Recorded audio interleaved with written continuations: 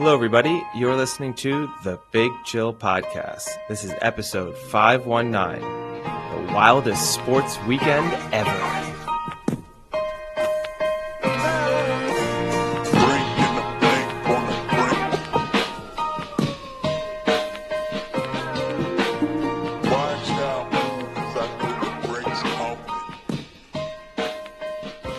Hello, Big Chillians. Welcome back to the Big Chill Podcast. I'm Frank. I'm with Eddie.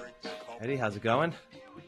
Yeah, pretty well. I guess my voice might be a little bit croakier than usual, but aside from that, things are going pretty well. Is that because you just ruined your voice cheering for Argentina to win? No, although it was an emotional roller coaster of a weekend. The World Cup, the NFL, both delivered, thrilling finishes, tons of drama. So it was a weekend that could have made me lose my voice, but no, this is sickness related rather than sports related. I mean, it might have been one of the most exciting weekends in all of sport. I mean, the tough part is there was only two major sports that dominated the headlines. But, you did have basketball, but nothing too exciting there. But between the World Cup and the NFL, it was just crazy. I mean, just insane games. Yeah, no, I mean, I think arguably the greatest World Cup final in the modern era, and the biggest regular season NFL comeback of all time.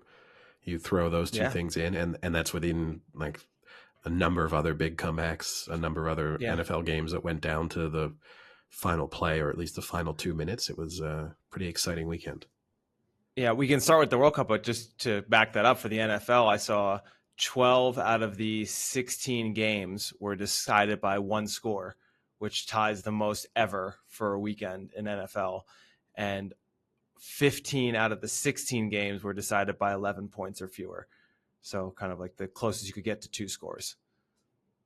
Yeah, and then if you throw out the fact that the game's not decided by one score, includes Thursday night football and Monday night football. So the Saturday, Sunday, that's virtually every game.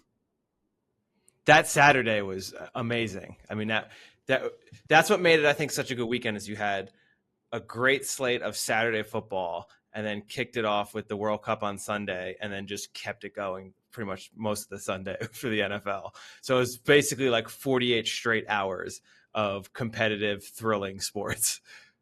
Yeah, no, pretty crazy. Although, I mean, I feel sorry before we just move on, I mean, we'll discuss the game in greater detail, but I'm sure there were some Vikings fans that probably left early, so they may have missed out on some excitement, but I guess we can talk about that in more detail a bit later.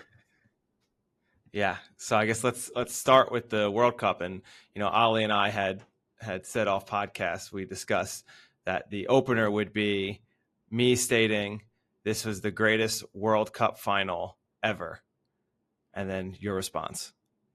I think it might be, but only because I had to go back and look, and when you compare it, certainly of our lifetimes, it is. But it's because most of the time there haven't been that many thrilling World Cup finals. Like, most of them have been won fairly comfortably. In terms of the ones that I can remember, which is 98 onwards, pretty much for me, right, that I have sort of functioning memory of, really. And I mean, you have 2006 was a penalty shootout, but it wasn't exactly Zinedine Zidane red card aside. It wasn't exactly drama filled. So this one, the extra time in this was outstanding. Like 80 minutes onwards, this was an incredible match of football. Up until about the 70th minute, it wasn't great. And I mean, it looked like it was just going to be a procession for the vast majority of the 90 minutes until that penalty kind of changed the momentum in the game a bit. Certainly in the first half, France were awful. So I think we've discussed it on previous episodes, right? Sometimes your view of a game can be heavily influenced by the drama towards the end of it. And this game was full of that. And so it makes it feel as if, what an incredible match. But for 60% of the match itself, it wasn't that great. I mean, I think where it gets bailed out, right, is that there was a full extra time and penalty shootout. If that doesn't happen, and let's just say it ends up 3-2 in just normal time, then I don't think it is, because even though that last 20 would have been exciting, I think you're right in saying the first 70 minutes were pretty one sided, pretty boring on the whole.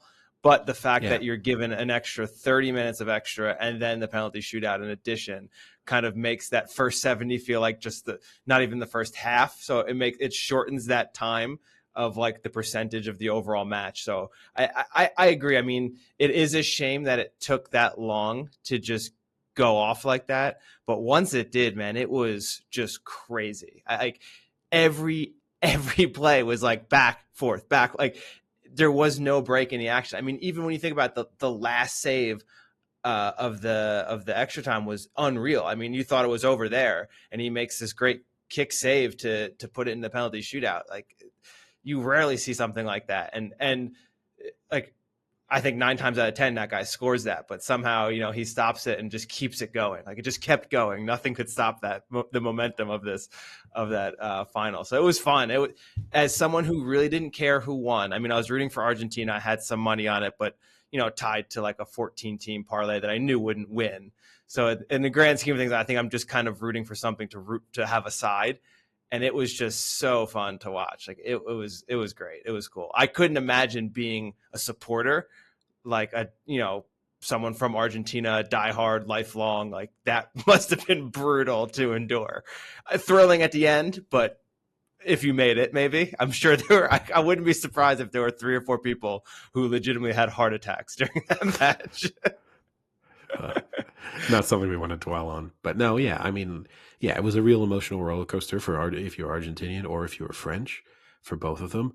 And yeah, I think you're right. The fact that it had the additional 30 minutes, which was action packed, uh, right up until the last kick. I mean, you're right. There's the Emiliano Martinez save, but then Argentina went right up the other end and had a pretty good chance to score themselves. So Yeah. yeah, it was. Look, I think it can probably be classified as the greatest World Cup final of all time. There's a lot of people trying to then call it the greatest football match of all time. That I'm not willing to accept. Like, I feel like I see several matches a season that from start to finish are better football matches than that. But how much emphasis, if you're making a ranking of the best football matches ever, how much of a percentage is based off of the stakes of the match? Yeah, you've got to definitely factor that in. But then, we've seen thrilling Champions League finals and, thrilling, you know, final matches of league seasons that, like, you know, you could argue, I mean, just in recent seasons, right? We've seen things like Manchester City last season in the Premier League and the turnaround that they had there to win the Premier League. You can go back and when they scored the infamous Aguero goal that won against QPR that won them their first title, scoring twice in injury time. You could go to the Manchester United scoring twice in injury time against Bayern Munich to complete the treble. Like there are a lot of matches that I think fundamentally are probably better football matches that also had high stakes involved. I mean, I guess you probably can get higher stakes in the World Cup final, but certainly high stakes involved in them. Because, yeah, you can't compare, hey, I went to a preseason friendly once and it finished 7-6 and it was incredible. Like that, I agree with you there. You can't kind of try and throw those matches into the ring and say, well, they were phenomenal. But yeah, greatest World Cup final of all time. But I'm not going to say the greatest match of all because I was pretty bored out of my skull for the first 80 minutes. Like it was just, Yeah. but I mean, like genuinely, people need to try and put themselves into the position they were in there. It was Argentina played exceptionally well in the first half. France were just off the pace and tactically were being exposed. And then they made some adjustments and were better in the second half. But if that penalty doesn't happen, it finishes 2-0 to Argentina, and no one's talking about what a thrilling match this is. So, Yeah. and like that's easy to do. I'm not saying like everything that happened after that is significant, but I think people have to factor that in when they start going greatest football match of all time. Yeah, and we can get into, obviously we'll spend some time with Argentina, but I wanted to bring this up that I was thinking about. This match, I think, was one of the most like win-win scenarios for Mbappe when all is said and done, because you look at this match before he kind of gets that penalty in the 80th minute, he was pretty quiet for the most part and was being Oh, outdone by Messi, no, he right? Like wasn't pretty. He wasn't pretty quiet. He was anonymous. yeah, And yeah, if and then anything, they were people. They were cutting to images of him. His body language was terrible. His yeah, facial expressions were awful. Like, yeah, he needed that because otherwise there was yeah. going to be a lot of criticism leveled at him.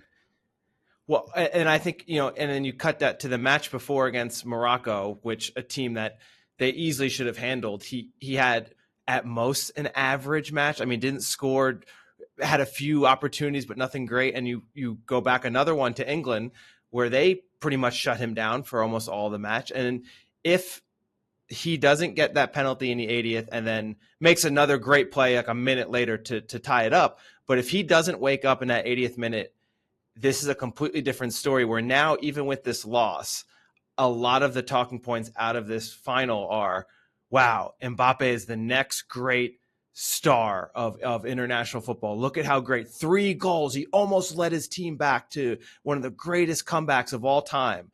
But when you look back at those 3 matches, up to that 80th minute, it was a pretty average tournament for him, those last 3. No, 100%. 100%. And yeah, there would have been some questions asked about whether or not they were using him properly. And I'm sure he would have been either outspoken or spoken in the the kind of riddles he likes to use on Instagram and stuff, complaining about the French tactics. So that was, I also think, in some respects, for his legacy, he's almost helped by France losing, but him scoring the hat trick, because it Yeah. makes it seem more like he is this kind of one man team struggling to take France to ultimate glory, but kind of his teammates almost let him down, even though, you're looking at a penalty, the first penalty, he didn't win it. So, that, I mean, it's his flick on. He So was he's involved. involved in the play, though. He's I'll, involved, but, yeah, okay. but, he didn't win the penalty. And then, the third penalty, the second penalty, or third penalty of the match, but second penalty for France, it's his shot. But I mean, you got to question why a defender has his hands flapping away from his body like that. Like, there's not brilliant skill on Mbappe's part to win it. But yeah, it was, I think in the long term, his legacy is kind of helped by France falling short while he becomes only the second player in history to score a hat trick in the World Cup final. Bad day for Jeff Hurst. England had very few things to hold on to. One of them was having had the only player to score a hat trick in a World Cup final. So that's gone now. I guess, and then going on the other side for Argentina, I mean, pretty much exactly what Messi could have hoped for, right? Yeah, Messi was extremely good. Tactically, they were spot on. I mean, they surprised a few people by playing Di Maria, and then I think the inclusion of Di Maria they did what England failed to do. England focused so heavily on stopping Mbappe, whereas Argentina did a very good job of exploiting the gap that forms in behind Mbappe, because he doesn't track back and he doesn't defend and he doesn't help his fullback out. And so, whereas England did a very good job of kind of stifling France, Argentina in that first half went one step further. And then, in addition to frustrating them, they were actually causing them massive problems by exploiting that space. And Di Maria was, who's blown hot and cold over the course of his entire career, and with Argentina, then now kind of cements himself as a legend in Argentinian football through that performance. And then also he scored in the Copa America final against Brazil last year. So he, and I think ultimately the game, Deschamps gets some credit for the 2 changes he made in the first half, which is a brave decision from a managerial standpoint, to make first half substitutions that aren't related to injuries or as a result of a red card, to make changes. Like, you are throwing those players under the bus. Like, I don't think Giroud will ever play for France again, not because that's Deschamps substituting him and telling him he's not good enough, but I mean, there's the We talked about like the emotional long-term impact for Kane of missing that penalty, getting substituted in the first half of a World Cup final for performance or technical reasons is a real blow to your confidence. So for Dembele, he's young enough that you'd expect him to bounce back, although that might be a while before he starts for France again. For Giroud, you have to imagine that's it for him, just because. And what a sad way, as France's all-time leading goal scorer. I mean, Mbappe will definitely eclipse him over the course of his career, but as France's all-time leading goal scorer, to have that be the way you bow out from international football as being the earliest non-injury related substitute in World Cup final history is a little bit of a shame, I guess. But credit to Deschamps, he made those tactical changes. The extra pace that came from those helped France to get them kind of work their way back into the game. But ultimately, I think it was Argentina starting to sit back a little bit more over the course of the second half that allowed France to establish them a kind of foothold in the match. So Deschamps gets some tactical credit, but I also think Argentina were feeling comfortable and then were content to, I think from maybe the 70th minute onwards, to think to themselves, we probably aren't going to concede two. So let's just drop back a bit and let's hold on to what we have. Whereas I think looking back on it, obviously in the end they won, so there won't be too much regret. Had they lost that, I think they would have looked back and thought we probably could have got a third goal when we were really on top and put the game totally out of reach.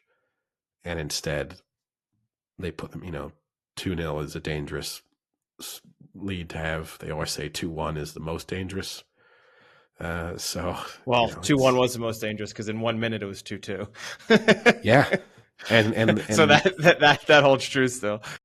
And it's an interesting one, right? Because you just see how legacies get altered by those little moments. It's Messi who gives the ball away that allows France to then quickly counter and create that chance for Mbappe to make it 2-2. And, the fact that he gets a chance to kind of redeem himself, both with the goal in extra time and then ultimately taking a penalty in the penalty shootout. Those little tiny moments that if results go differently, you'd be more heavily scrutinized. But because Argentina win, no one thinks about Messi kind of cheaply giving the ball away at a moment in time when he really shouldn't have. Still, again, it kind of also, in terms of talking of legacies, probably it certainly settles the Messi versus Ronaldo debate. And probably, I think it's difficult to argue that he's not the greatest player of all time, because not only to add a World Cup to his CV, but a World Cup final in which he played well, scored 2 goals, and also he becomes the first player in history to have scored a goal in the group stages, last 16, quarterfinal, semifinal, and final. Now, it's a little bit misleading because there is a player who scored a goal in every match previously in the World Cup, but that was when there weren't as many teams involved. So there wasn't a last 16 rounds. So, as with anything, as leagues expand, the statistics and the records become a bit skewed, but still, I think it probably puts him at the top of the footballing pyramid. Yeah, and it also puts him on the top of the Instagram pyramid. I don't know if you saw, but he surpassed the most liked photo in Instagram history, beating the egg that was holding the world record at 57 million likes. His photo of him holding up the trophy is now up to 64 million likes, which was more than, I forget what it was, more than like a majority of the countries that participated in the World Cup, including Argentina. Nice. Well, that's probably a more worthy photo than the egg. The I don't egg. know what that photo, but it was a photo purposely put on Instagram to get the most likes to set a world record. Okay. Well, now I have to think of a new one. But I also want to say this. Argentina, you've had all of these countless images of Argentinians losing their minds and, gathering outside of Messi's grandmother's home to sing to her, and just this passion and love for Messi. And there's a certain element of kind of redemptive story arc within that, because Messi was disappointing for Argentina for so long in his career. But the Argentinian fan base themselves have done a very good PR spin here, where they spent the vast majority of Messi's career openly disliking him because they felt as if here was this player. No, but it's true. Here was this player who was this player who delivered for Barcelona and then couldn't do it for Argentina. And you had Argentina. He received so much hate and vitriol from Argentinian supporters. To the extent that he retired from international football briefly. So they've done a very good job during this World Cup and now post World Cup victory to kind of brush all of that under the carpet and just like, let's focus on how much we love him now and not on the fact that we maybe underappreciated him, but also treated him pretty poorly for a significant portion of his career. That this, you know, just total passion and love that we have for him is really success related. And it's not just because we love the beautiful game and his incredible God given talents. Oh, the other thing I have to commend the Argentinian fans on is the just sheer numbers in the celebrations that they had. So there was there's a really awesome like shit, I can't think Drone of the word. footage. Drone, yeah, of Buenos Aires downtown. And it's just people as far as the eye can see. It was insane. And then today they had the parade, and there was people, like swarms of people, going down the freeways and the off ramps of the freeways that made it look like legit like insect swarms. It was crazy. I mean, just millions of people coming out to celebrate. It's one of those things that looks like it's computer generated because it's just so unbelievable that many people can be doing that one thing at the same time. No, for sure. I mean, it looks like the best party on earth right now.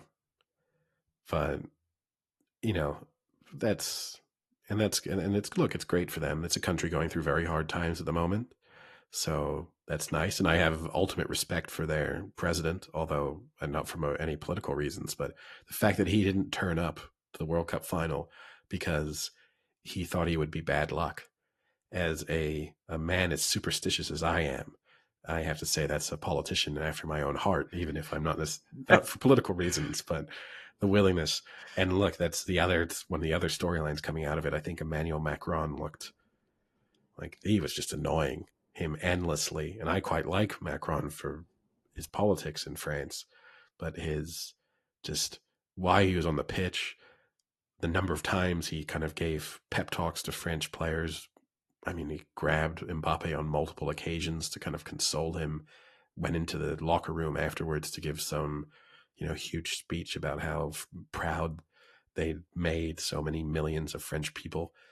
Just give it a break. Like you're a politician. Like this is not, you're not a leader of men in all circumstances. Leave this to the athletes and the coaches. Now let me ramp up some of your criticism bones, Eddie. How do we feel about Martinez, the keeper for Argentina, both with his antics during the shootout as well as his controversial celebration with his trophy? So during the shootout, I got no problem with it. A little bit No. of an issue when he kicks the ball away. Okay. That's stepping over the line. The talking, the going out to meet the penalty taker, talking to them, trying to get inside their heads, kind of prowling around your box. I've got no issue, and research shows you that has like a massive impact on the statistical likelihood of a player scoring a penalty. Estimates are between like it has a 10 to 20% impact on like if a goalkeeper steps towards a player and says things and tries to kind of get into their head, that can have a massive impact on the outcome. So I've got no So issues at all with that. The kicking the so ball for away. you, so for you though, just going at that. I mean, looking at Lloris, who didn't do any of that, kind of just stayed in his net, kind of, didn't really trash talk. So for you, that's more, well, that he should have just been doing that versus I respect that more that he's not.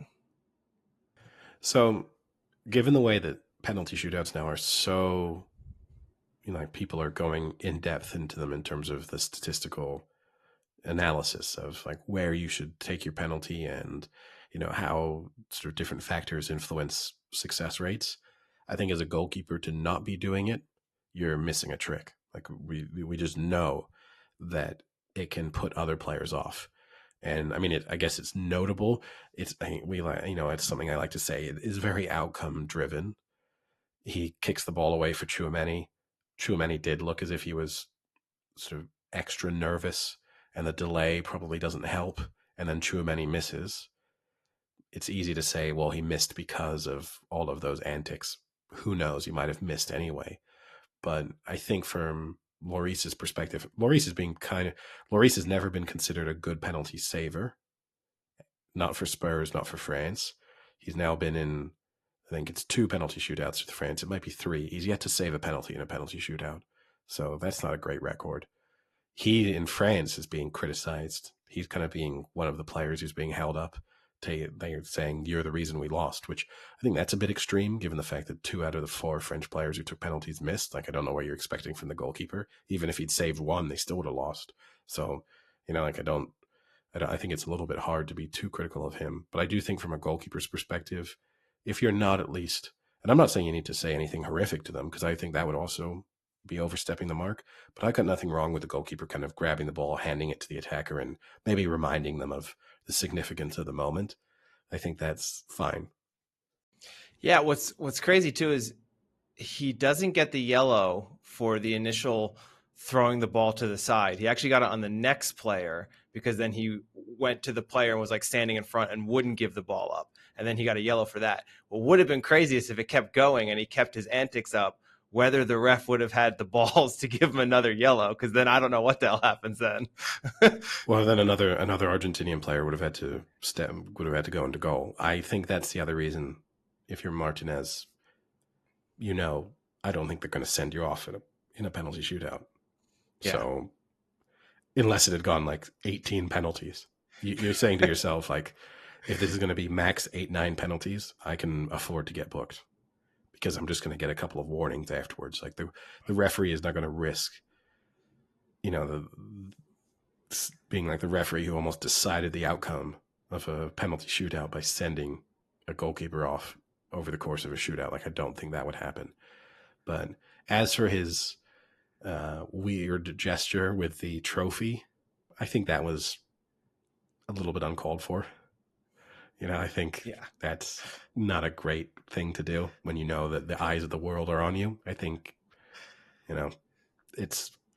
I wouldn't put it this way. If that had been me winning the goalkeeper of the tournament, and I know that my parents and everyone are watching, I don't think that's a gesture I'd want to be making, but each to their own.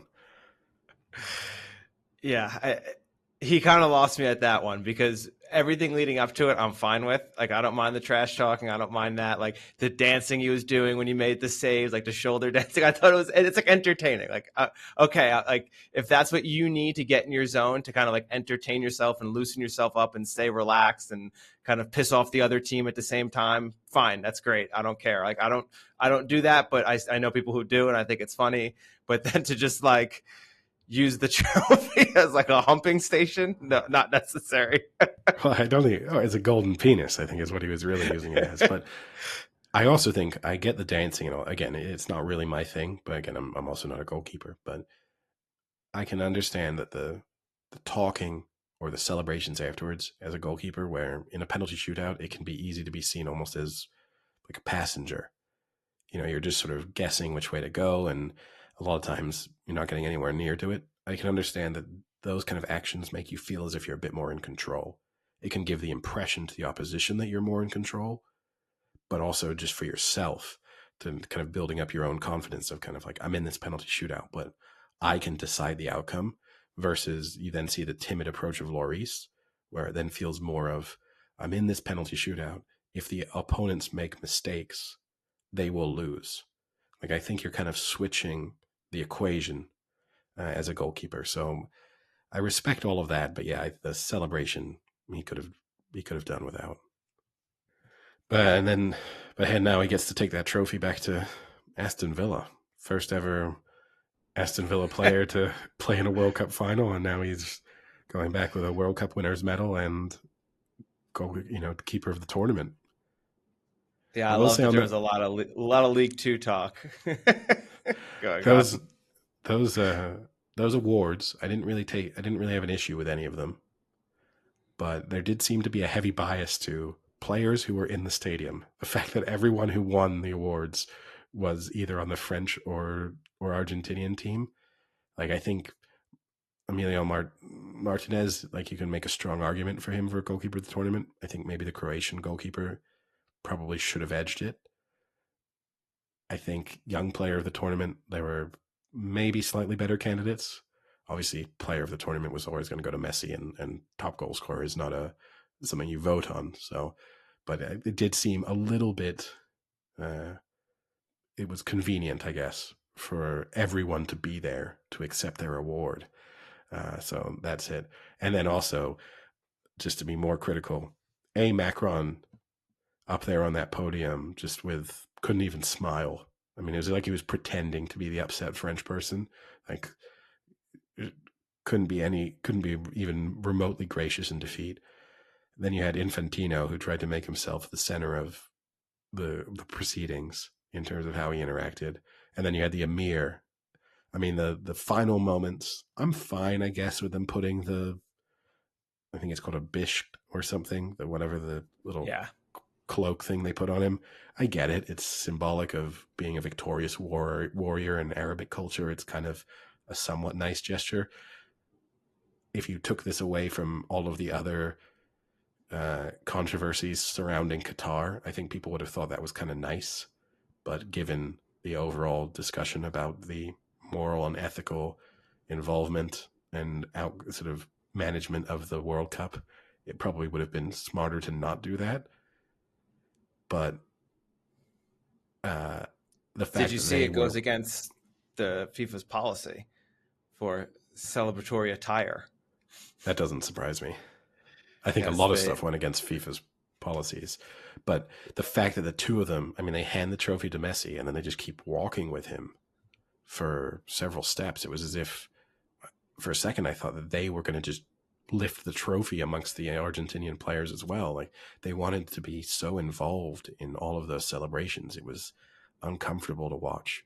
So, that wasn't. And then you had, obviously, there's been the fallout with like Salt Bay on the pitch, and the criticism he's received for grabbing Messi multiple times and manhandling the trophy.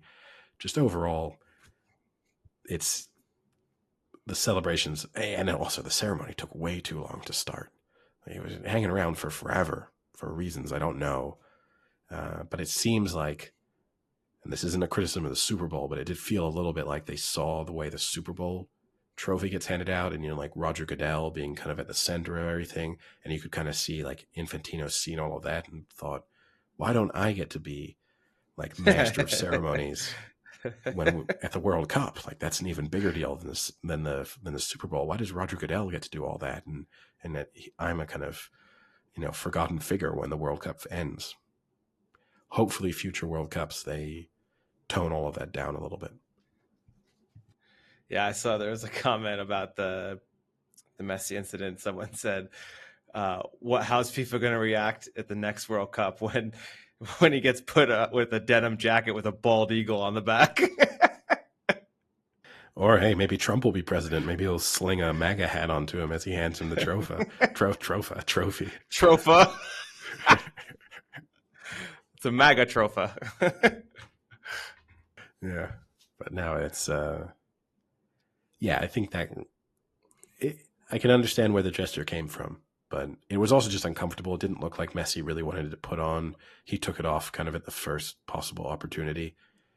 I'm sure Adidas weren't delighted because it's then a huge moment for them, right, as a sponsor of Argentina, and you have that covering the Adidas logo as Messi's lifting the trophy for the first time in his career.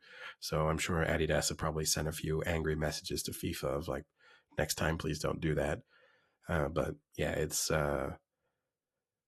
overall an enjoyable World Cup. I will be interested to see over the coming days and weeks, now that journalists are not in Qatar and maybe not at fear of being detained or anything else, to see how more openly they speak about the non-sporting elements of the tournament.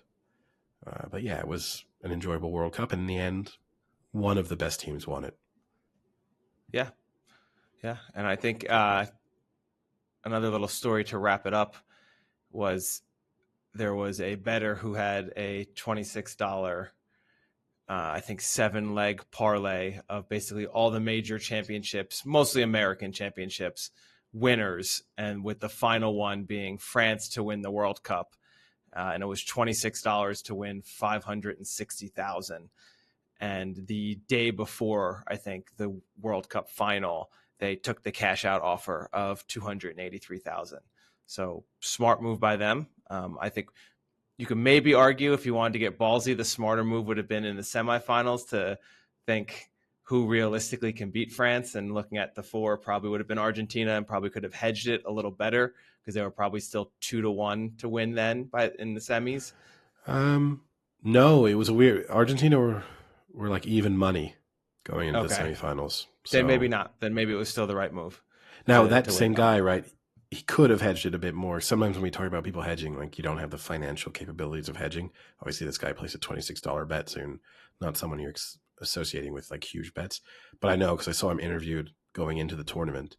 He had already won quite a lot because he'd done a different version of the bet that didn't have France in the World Cup.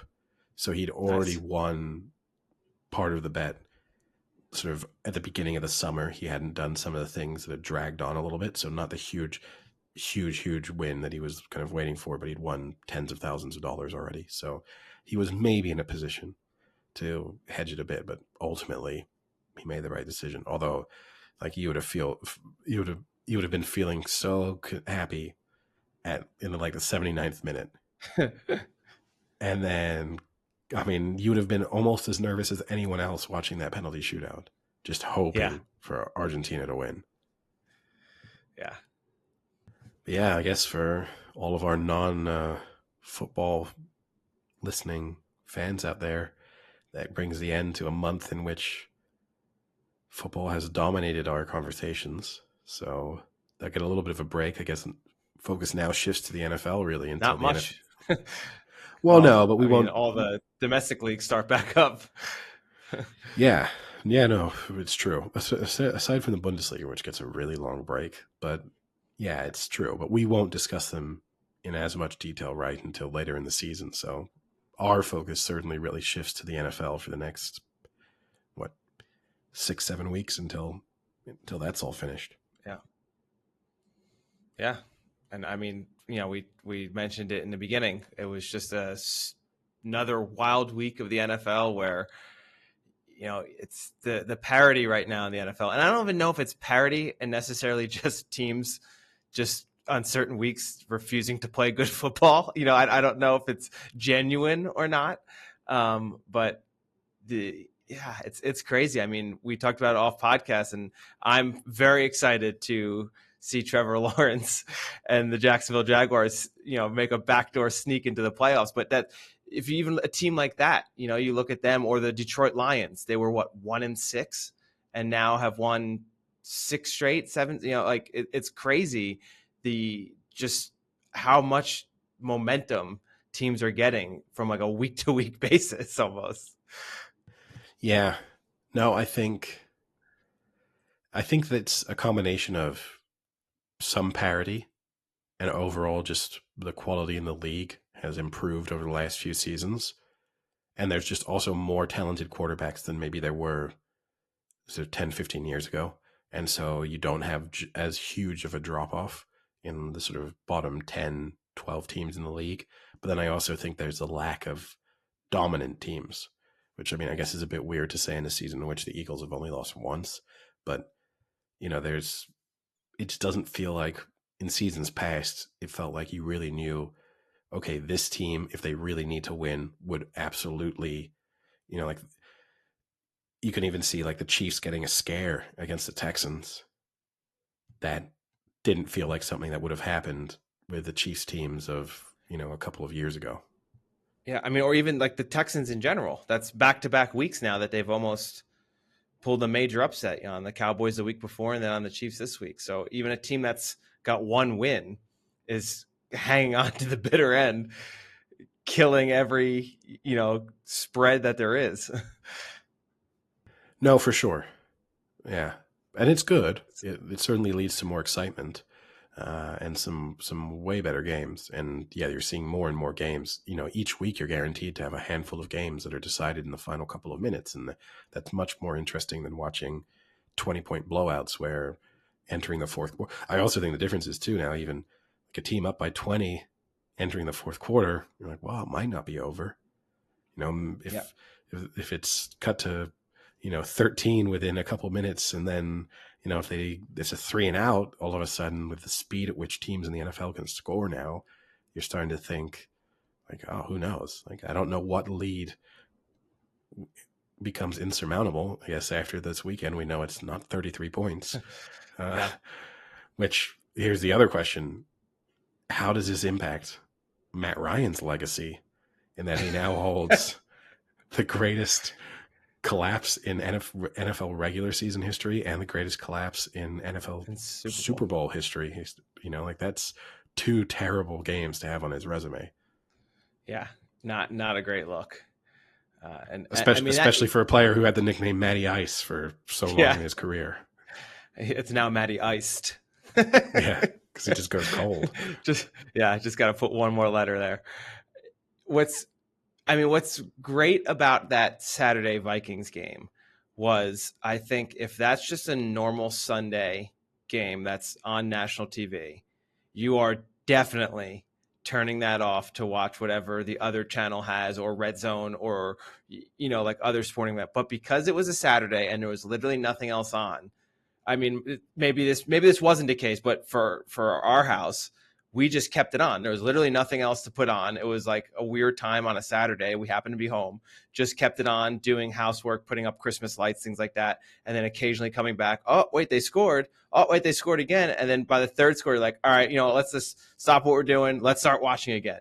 Like, I think so many people would have missed out, but because it was the only game on a Saturday, everyone kind of just had half an eye on it at least. So it was crazy. And what's crazier to think about is they're down 33-0, and then they start the second half with a 3-and-out on a -8-yard drive, and then they come back. Like, that's even crazier, that they didn't even start off with like a touchdown and be like, all right, guys, we scored the opening drive in the second half, we're back in this. Like, the first drive was awful. And then even crazier was, we talked about it off air as well, they had that terrible non-fumble touchdown call in an NFL now where every play is allowed to play out, even on times when you're like, why are they playing that out?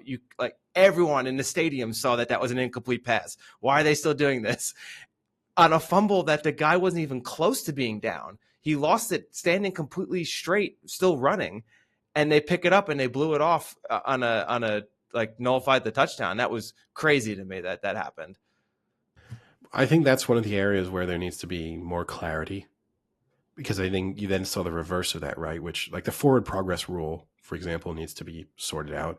So last night in the Packers game, where I think most people would have expected forward progress to have been called in that Aaron Jones eventual fumble, inconsequential as it had no impact on the outcome of the game in the end.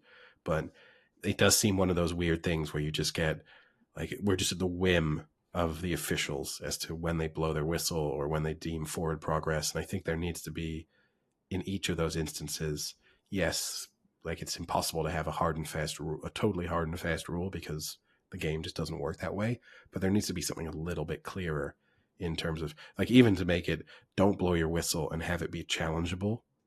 Like, have forward progress somehow be challengeable. Like, is there a moment in time where a player stops moving forward?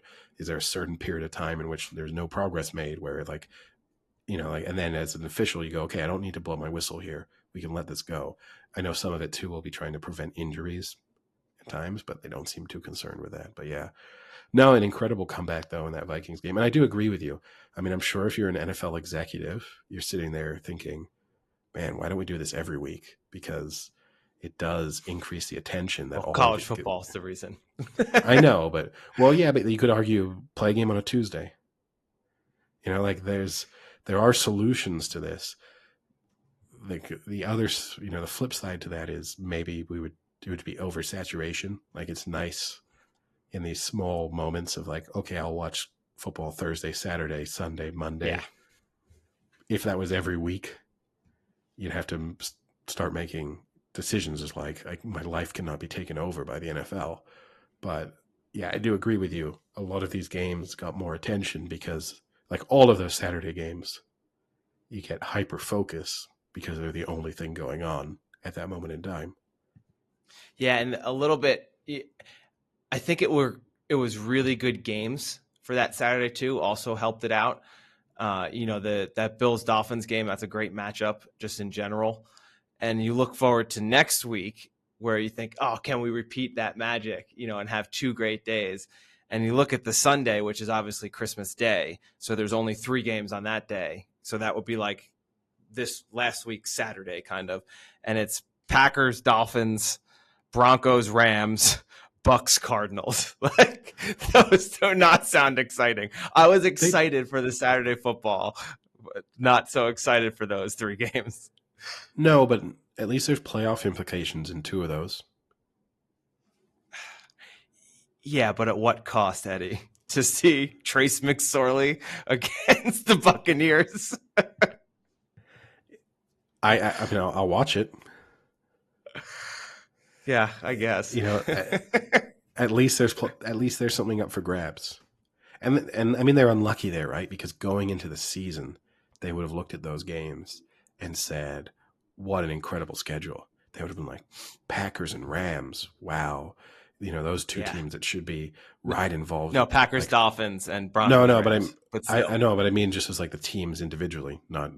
But you would have been like, okay, no matter what, each of those games is delivering a team that's probably winning their division, probably considered a Super Bowl contender. We've got star power and like Aaron Rodgers on Christmas Day. And then you would have been like, okay, Buccaneers, you get Tom Brady up against like one of the young pretenders in the NFL.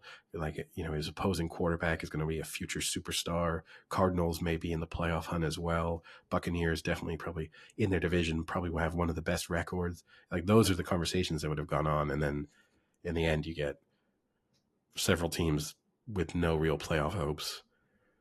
A pretty limp looking Buccaneers team that, okay, might make the playoffs by default, and a Cardinals team that just everything has gone wrong for them this season.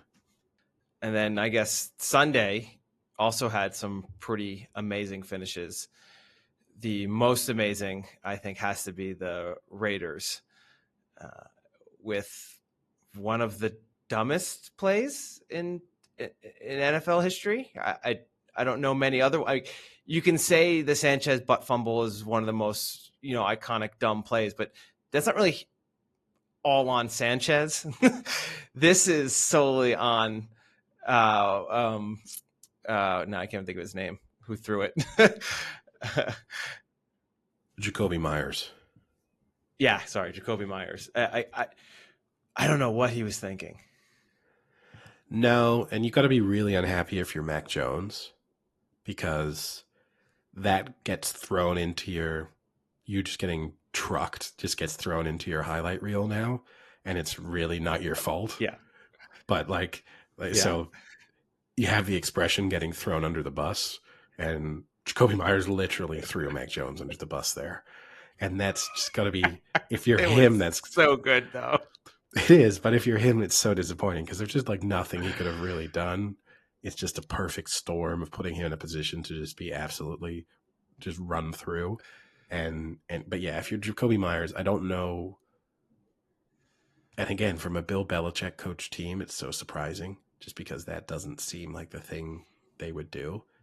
Like, you would have almost felt like they would have gone into that play just being like, we're just going to overtime. Like, let's not try anything. Like, this is stupid. The risk is like far higher than the reward. As it turned out, that was the case. Yeah. And I mean, maybe this is a little bit on Belichick, but I don't know why they run a play there unless you think, hey, let's just run a play, and if we score a touchdown, we score a touchdown, because there's 3 seconds left. So they're clearly just trying to say, let's run out the clock with a run. But so many times, I don't think that's worth the risk of a fumble or, I mean, this obviously, you never imagine this in a million years is going to be the outcome. But with the amount of times you do see fumbles now in the NFL from running backs, and especially when the defense is going to say, hey, if they're going to run it, let's just go for the ball. This is the last play. Let's just try and rip it out. I don't know why they were even kind of running a play. Even that seems very un-Belichick to me. Yeah, I mean, this is one of the rare instances where I'll agree with Bill Barnwell. I've not seen his comments on this particular game, but I do know he has long hated the meaningless like halfback draw that teams will run at like the end of a half or the end of a game. And I'm in total agreement with him. Like, I just don't understand. You'll see teams do it time and time again, and I agree. Like, you're not going to score an 80-yard touchdown on it. You're more likely to turn the ball over or just injure a player.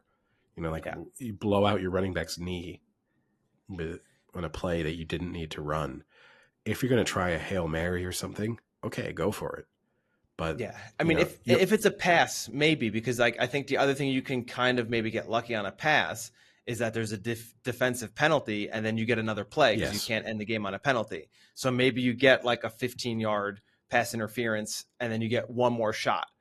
That okay, maybe, but you're not getting a defensive penalty on a run. I mean, what do you get? Defensive holding 1 out of every 500 runs. It's also defensive holding is not going to put you. Like on a play, you'd be like, okay, we get pass interference, we go 30, 40 yards downfield. Yeah, if they get an extra 15 yards there, it's not going to change anything, right? So, yeah, I don't get it. There's no real win. There's no upside to the strategy. It just seems all risk. But teams do it. You're going to watch every NFL team this weekend. There's going to be 5 seconds left in the half, and I bet you 60 to 70% of them will just run a meaningless play. Now, there is an argument Bill Belichick is a big fan, supposedly, of trying to skew the analysis of other teams. So he will intentionally run plays he wouldn't normally run, so that when they then run their analysis of like, what plays do the Patriots run in these situations, he's throwing other data into that. And he's on record for saying he does that pretty openly in like, blowout situations or, kind of parts of games where he's not worried about that not getting the outcome he wants. But then I doubt that was the reason why he was doing this.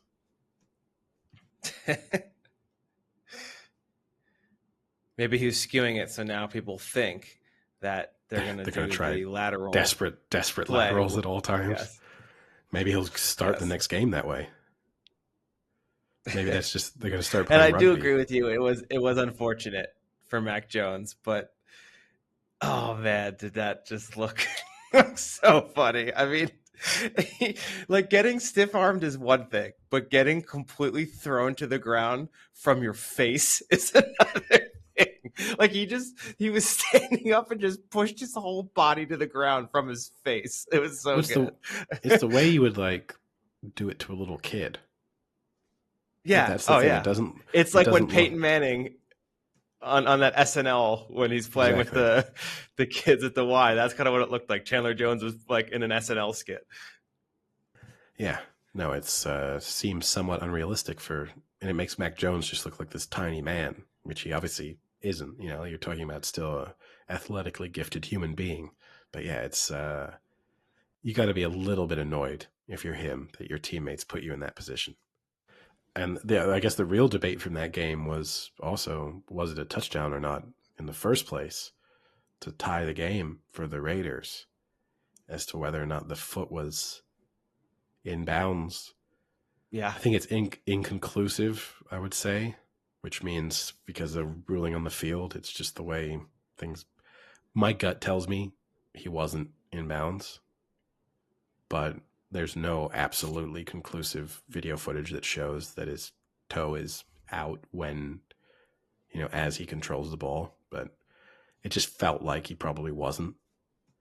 Yeah, and then I guess finishing up some of the later games, you had the Chargers kind of coming from behind and winning that game in the end of regulation with another just beautiful Herbert on the run, 40-yard throw to set up the game-winning field goal. And then you had the Bengals, who for a second made the Bucs look like they might be a decent team again, only to decide to play the second half and Tom Brady to have 4 turnovers and play another pretty horrific game to I make the think Bucks lose again. I think you've got that equation wrong. I think that was the Bucks in the second half decided to make the Bengals look like a decent team. Oh, that's what you think. You think it's Yeah. not the team that is struggling to survive to win their division. Oh, the Bengals? Yeah, they are. They probably win the Yeah, division, but it's not yeah, certain yet. yeah. The 10-4 Bengals, the struggling team there.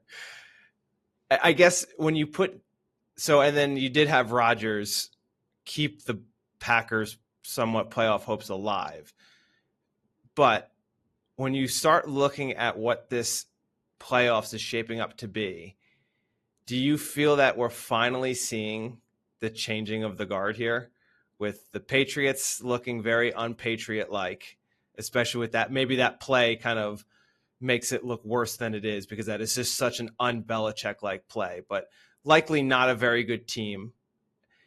Brady looking worse than his age at this point, and Rodgers Oh, maybe come on. looking like his Come, age. come on. He doesn't look Is worse than is his is age. this finally the turning of the NFL, where No. what we are so used to seeing for the past 15 years is done? No. No, I No. think What do you think still around? I mean, I don't think this season anything, but I think before Brady retires, I think he has another very good season in him. I think he's just on a team. He gets no, their offensive line is terrible. I actually don't think Brady's that bad. I just think that that team itself is not good. And that's not a team that suits him in any way. But their offensive line is awful. And he doesn't want to get hit. He's 45 years old. So he's not going to, like maybe when he's 25, he's trying to avoid, doing a little bit of a better job standing in the pocket for a little bit longer. Nowadays, he just is happy to go to ground as soon as he senses any real pressure. But I think Tom Brady's playing somewhere else next season. And look, I'm not ruling out the possibility Tom Brady's playing on the Patriots next season. The Patriots are pretty good. And then it feels like we're right back to where we started from. But no, I think Bill I mean, Belichick will. Yeah, I mean, I think Bill Belichick gets another good Patriots team before he retires. And Aaron Rodgers, I think, is the only one. He just doesn't seem interested in being that good anyway. Like that's the difference for me between him and the other two. Like I don't think Aaron Rodgers cares as much. But saying he doesn't obviously to reach the levels that he has, he obviously cares and he puts in a lot of work. But I think at this, he's kind of more in cruise control in his career more than Belichick or Brady are. I mean, I honestly don't know if Brady comes back next year. Huh. I think you are a little overconfident here that Brady doesn't retire after this year. I'm 100% confident he does not retire. His last 3 games, his QBR is 39, 36, 37. That's probably bottom 5 in the entire NFL. Yeah, but he doesn't retire. I don't know. I don't think he's playing in Tampa Bay next season. But Now, I do don't you think he say he retires. doesn't retire because Brady won't let himself go out like this? Is that why you think? I think there's probably an element there that he doesn't want to have this be the final page in his NFL book. But I also think he I don't think he's that bad. So I think in his mind he'll be telling himself he could still win another Super Bowl if he's in the right situation. And Tampa Bay right now is not the right situation for him and won't be next season either. So he'll probably look around and see what potential landing spots he has and, is there a possibility there? Put it this way. I'm not saying that the Niners are going to sign Tom Brady, but if you're in a situation where you've got a quarterback recover, Jimmy Garoppolo will be gone.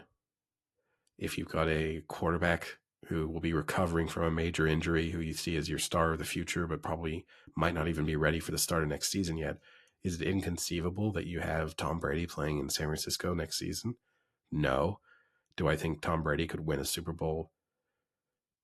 Like, I think if you stuck this Tom Brady on this Niners team right now, I think they're Super Bowl favorites. So, but he needs I think protection. Purdy's better. I don't, but I think Purdy could win the Super Bowl because everything around him is good enough. But I don't think Brock Purdy is going to be in the long run. I don't think Brock Purdy is going to be some great NFL starter. Or Brady goes back to the Patriots. You hear those murmurs, Yikes. where there's smoke, there's fire, right? So that's the storybook ending. He goes back to the Patriots. He reunites with Bill Belichick. He shows that there's no long-term issues between him and Bill Belichick and Robert Kraft. Everybody's happy. It's one big family yet again. Maybe that allows him to have a more long-term role with the Patriots. I know he's got the job lined up with Fox, but maybe in the future allows him to come back to the Patriots in some capacity. Like everything makes sense if that's what happens. But no, I don't. I'll put it this way: if Tom Brady retires at the end of this season and stays retired, Sam can come back on the podcast and replace me. Oh, wow. I love that you put out there something that I don't really want to happen. And the listeners don't either. And I also don't want Brady to come back either because I'm tired of seeing his old face. So this is a lose-lose situation. Either Well, I see Brady's old face or Sam's old face. You got to decide which one of those you want to see the least. Just to note, currently Tom Brady sits 22nd in the NFL ranked for QBR, just above Ryan Tannehill and Kenny Pickett. So it's not all about QBR, right? Give me the top 5 in QPR. Mahomes, Tua, Josh Allen, Jalen Hurts, and Geno Smith. Well, 4 out of those 5 are pretty legit. Yeah, but one of them isn't. Well, I mean, Geno Smith actually isn't playing terrible. So no, he isn't. But he's not a top 5 quarterback in the NFL. I don't even think Jalen Hurts is, to be honest with you. I think that's another. He's in a great, and I'm not knocking Jalen Hurts. He's in a great situation in terms of the team around him and the weapons he has and everything. Like I think that's front runner for MVP.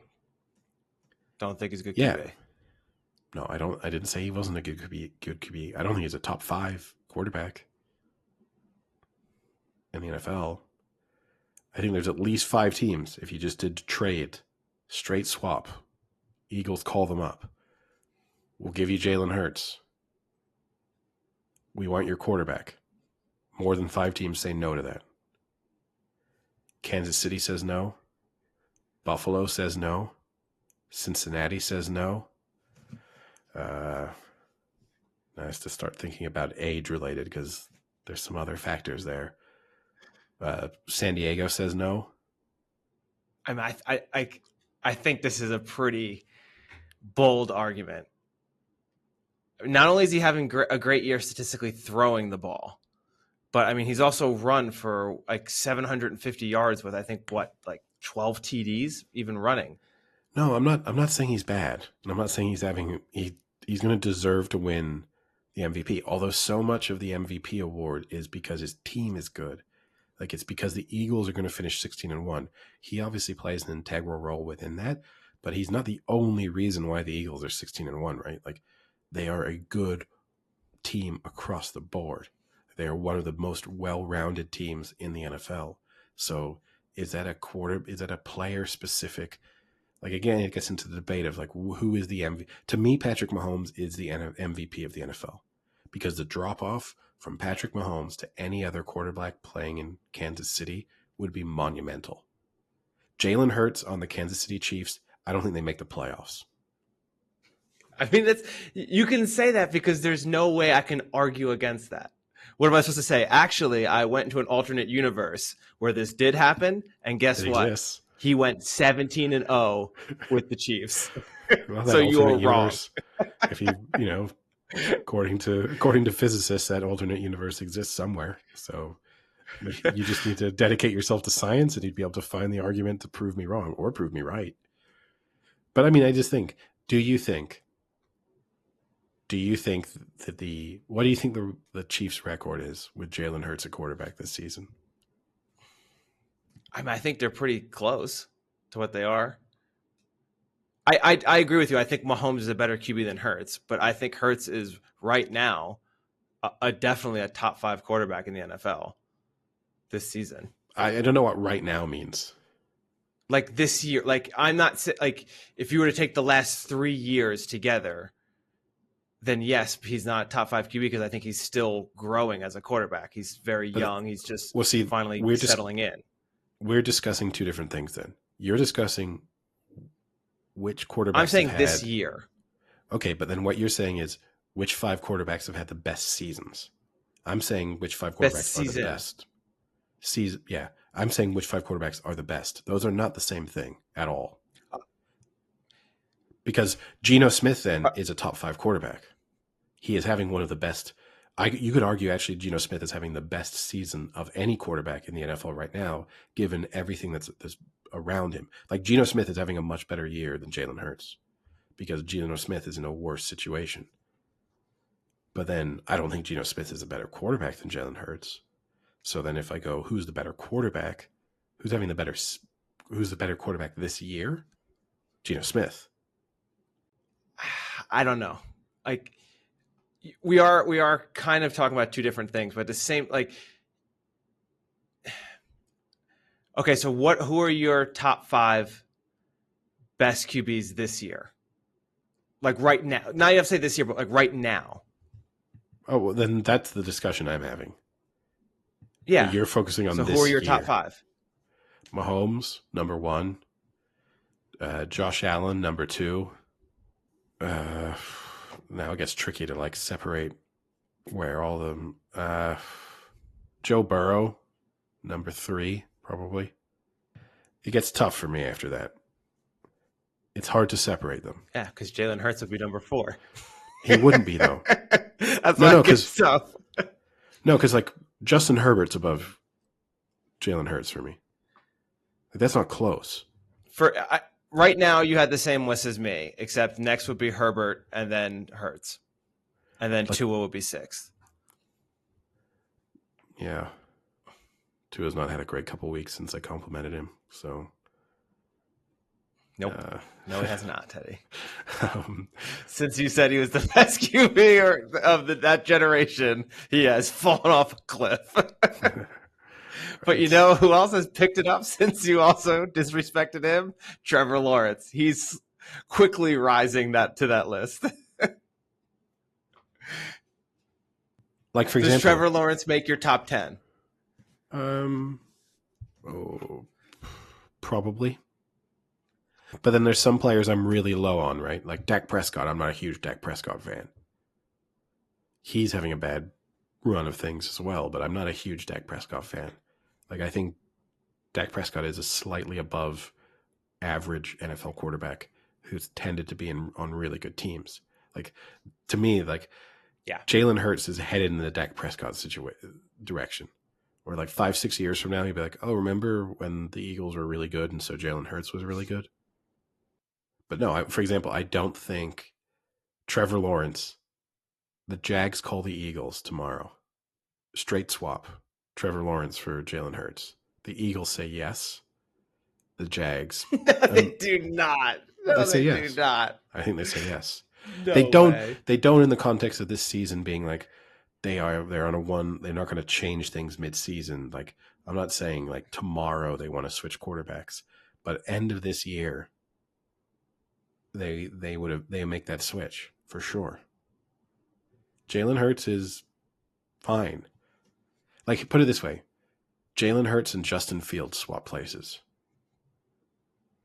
The Eagles are. Oh, I would much rather take Hurts on that one. Eagles have the same record. I think Fields is a running back. I think next year you draft a QB and just move Fields to running back. Eagles have the same record with Justin Fields at quarterback. No way. You have not watched Fields enough then, because his throws can be some of the most inaccurate throws I have ever seen. Yeah, but you know what would help that? Having maybe the best offensive line in the NFL, having incredible weapons around him to throw to.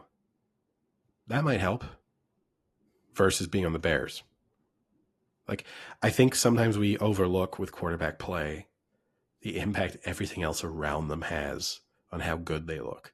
How easy is it, like, or how much easier is it to be Jalen Hurts performing really well when you've got an extra second and a half than say Tom Brady has in Tampa Bay?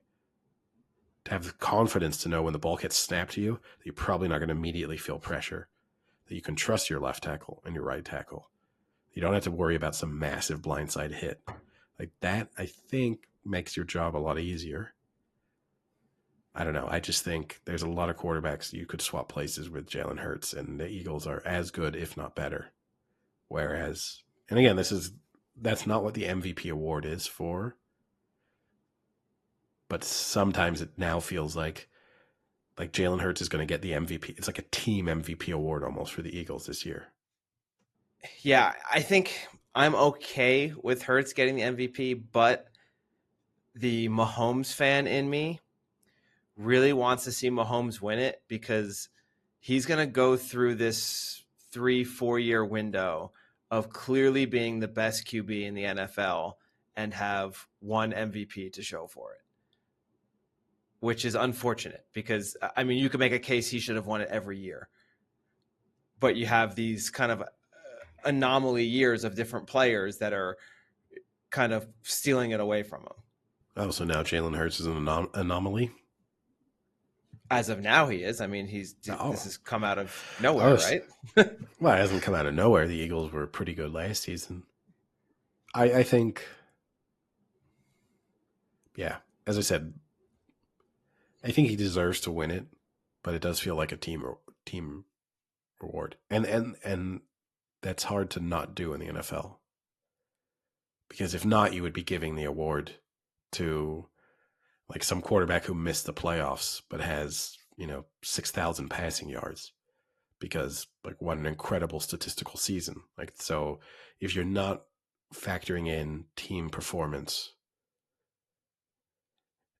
but for example, like on the way people are speaking about Jalen Hurts and the Eagles and tying his MVP candidacy to their record, it's basically saying if in the future you had, I don't know, say Heineke's performance this season, but the Commanders, like the team's just a juggernaut elsewhere, like best defense, and the Washington Commanders are going to go undefeated. That makes Heineke the MVP. Like this is the weird part to me where it's like, well, that the play from someone else is probably better, but because the team themselves, like maybe their defense is better, their offensive line is better, hey man, then just the coaching is better, whatever other factors there are in there that's swinging things in their direction, because of all those things, you're having to, you're saying like, no, that individual player deserves an award. That's the bit. I think Jalen Hurts deserves it. Although it's going to be interesting, right? If he doesn't play this weekend, which it looks like he might not play, the Eagles lose, and the Chiefs win the remainder of their games, it could swing back in Mahomes' favor. Or maybe according to your theory, if the Eagles win dominantly without Jalen Hurts, which they might, and then maybe yeah, who's I their agree backup? with you though. I think it's what's is his it name? Minshew? Yeah, then maybe Minshew's MVP. Last, like if Jalen Hurts doesn't come back this season, like in the regular season for what, maybe they shut him down, go like, let's save you for the playoffs, and it's like, well, last starting quarterback of the regular season on that team gets the MVP. Yeah, I agree with you though. I think this could be beneficial for Mahomes if Mahomes plays well these last few games to solidify them for the number 1 seed. Yeah, it could be good. We'll see. Mahomes is now heavy favorite to win the MVP. Betting odds. Really? Because the week before, Hurts was favorite. Yeah, he's now Mahomes is 1-3. Wow. I guess people are thinking because of Hurts missing one game. Yeah. And Jalen Hurts is 4-1. So yeah, I think that is legitimately Wow. what we're talking about. Because you're right. I mean, Jalen Hurts was the odds-on favorite going into last week, and he didn't Yeah. do anything to hurt his cause Yeah. in that game. So, and No. Mahomes didn't do anything in particular to help his cause in a unimpressive victory against the Texans. It's not like, wow, now we have Yeah. to I mean, he definitely. played well, but like they just beat the Texans. I wouldn't. Yeah, I said he didn't play badly. Like if Yeah. Mahomes plays well, they're not going to overtime against the Texans. Like, Yeah. I think he but had two. yeah. So yeah, I think that is just people assuming Mahomes, like Eagles, Hurts misses one game, and that heavily influences the MVP voting, or maybe he misses multiple games. I guess if you think he's going to miss more than one, then it makes sense. Because if he misses 2 games, he's probably out of contention. Josh Allen's third Yeah. favorite. I feel like Josh Allen's got no chance. I don't know. One white universe, Josh Allen's winning MVP. No, but seriously, like what's the argument for Josh Allen? Joe Burrow's fourth favorite. I think you can make a much stronger argument for Joe Burrow being MVP than Josh Allen. How many snow games has Joe Burrow won? I don't know. It's a statistic we'll never know.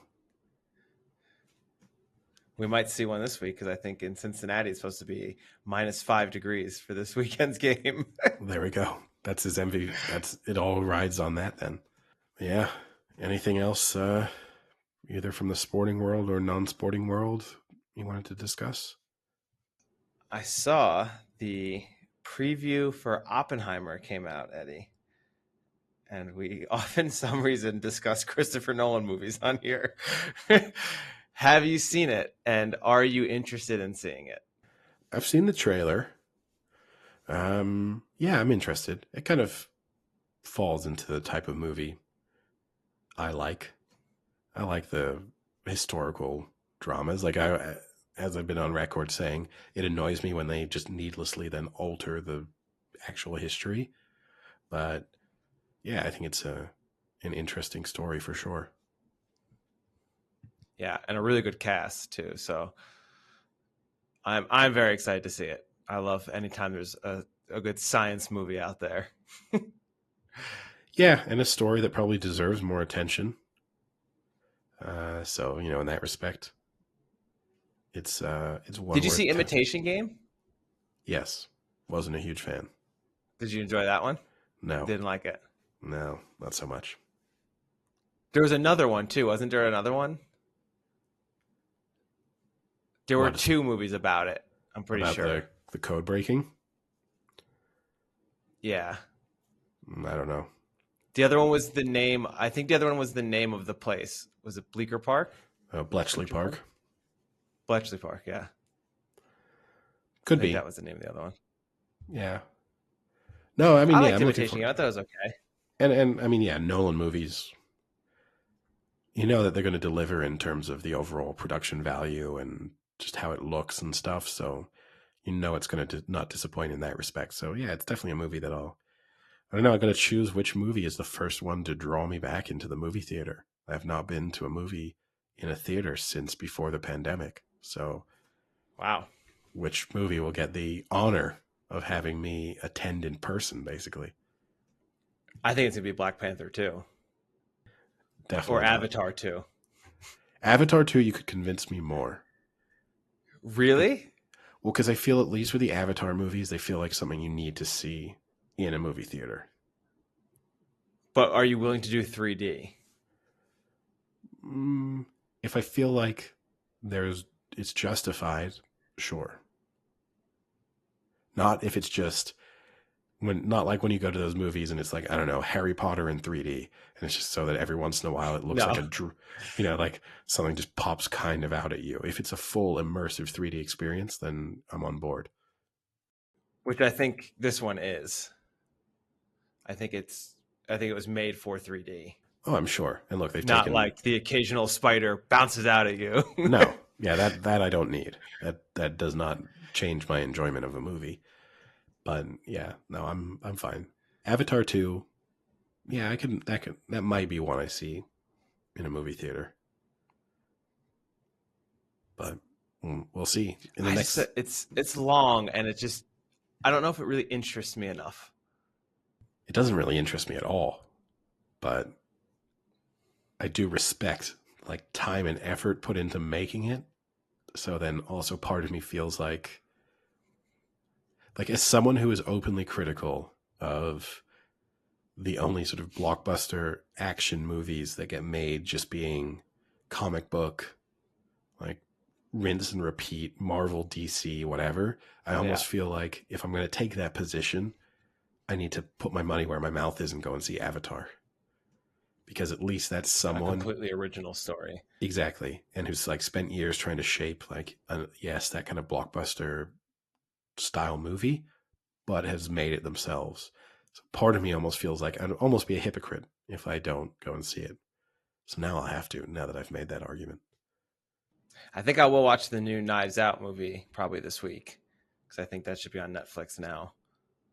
I only watched the first one last week. Really? Yeah. That's pretty impressive. Yeah. Where were you for 3 years? Uh, yeah, just not watching Knives Out. It's enjoy. I like murder mystery type of movies, and a lot of times they are done pretty poorly when they tried to redo all those ones like Death on the Nile and all those. But these ones are fun. I Yeah, I enjoy mean, Daniel Craig. they did a good job of capturing the kind of style of the old fashioned murder mystery. Like they Yeah. and having the right amount of humor mixed in with it was good. I don't know if it warrants a second one, I will say, but it was good. And a third one. Well, I'll reserve judgment on whether it warrants a third one until I've seen the second one, which I'll probably watch in 3 or 4 years. Oh, is that what you're gonna do? You're gonna wait till the next one comes out to watch the previous one? Yeah, that's gonna be my Knives Out approach.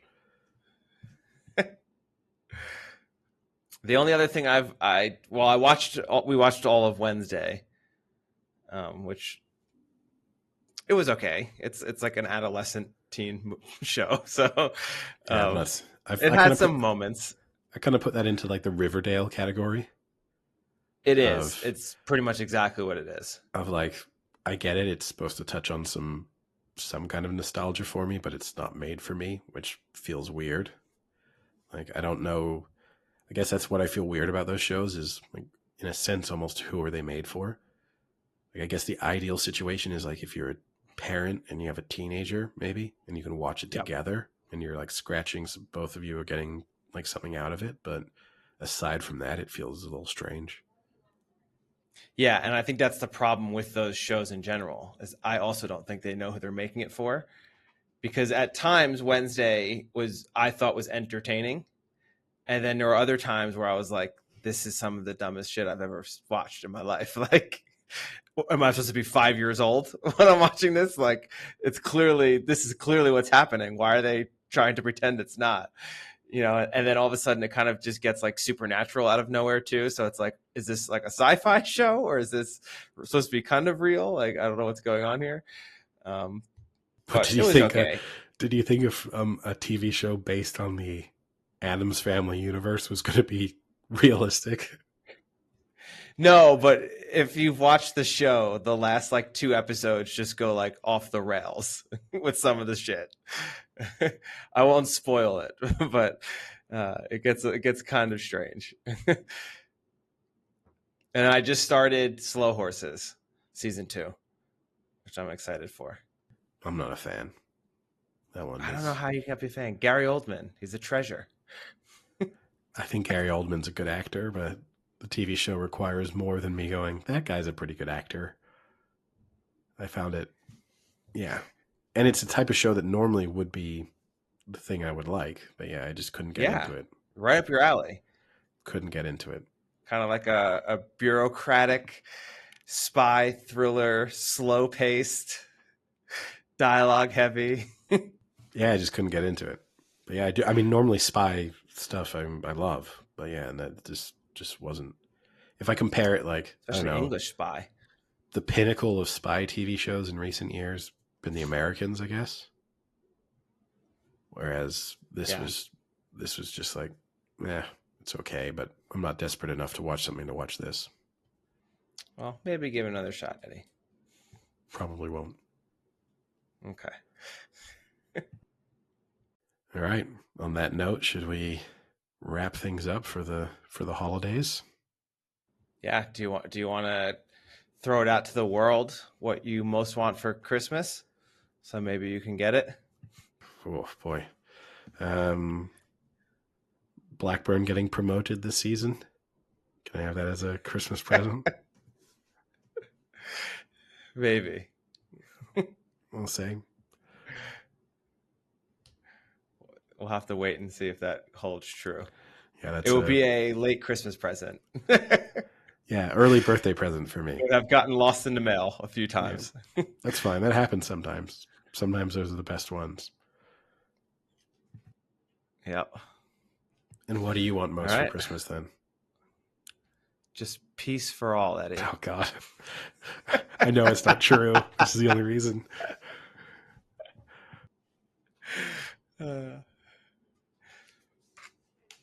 I would like a pair of hiking socks that I was given last year that didn't fit. That then were told that I would get returned for the proper size, but never got them. So I'm hoping to get the socks that I was promised last year and taken back. I'll keep my fingers crossed for you. That is an exciting Hopefully present. that's not too hard of an ask. I mean, it sounds like a huge one, but hopefully you get the socks you want. Thank you. All right, I'll talk to you later. See ya. Cheerio.